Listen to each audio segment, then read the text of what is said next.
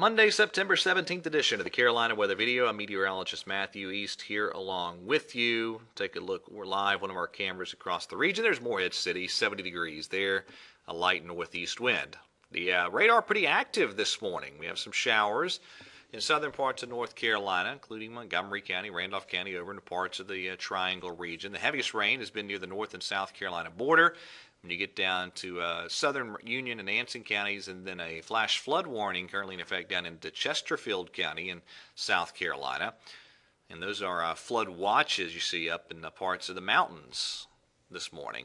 Just kind of an unsettled setup, but one area of rain back into the upstate of South Carolina, Greenville, Spartanburg, Anderson, Clemson seeing some rain, and then you go back to the west from there.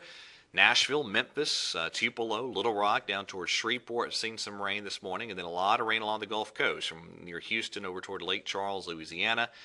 That is with an area of low pressure, and really the main weather players here for us this morning.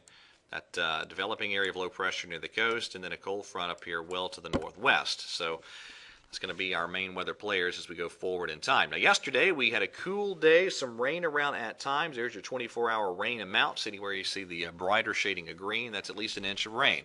And some spots did see that. Look at these high temperatures from yesterday. Only 67 in Greensboro, 65 in Raleigh, 76 in Charlotte. Got warmer when you got down toward the Sandhills and the coast. One of our classic cold air damming type of days yesterday. And still 60s in many foothill and Piedmont locations this morning as the wedge remains in place.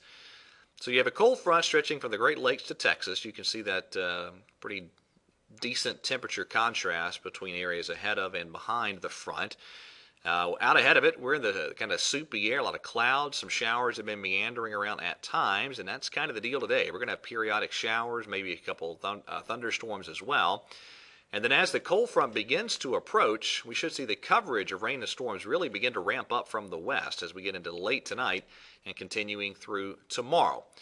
So that's how this plays out for us. That low pressure will eventually join forces with that front, and the result will be an unsettled day tomorrow with some rain and thunderstorm activity. And then on Wednesday, as that low pressure slowly rises up the coast, looks like we might have some clouds and showers linger, and if that's the case, we may have a lot of folks in the region, again, only in the 60s for highs on Wednesday. As always, take these exact amounts with a grain of salt, but here's some of the rain amounts that Stormcast is printing out across the region over the next few days, and pretty wet setup for us, and we'll probably have numerous spots pick up over an inch or two of rain, and some localized spots certainly could pick up more. And we'll have to watch the severe weather potential tomorrow as well as that cold front sweeps in.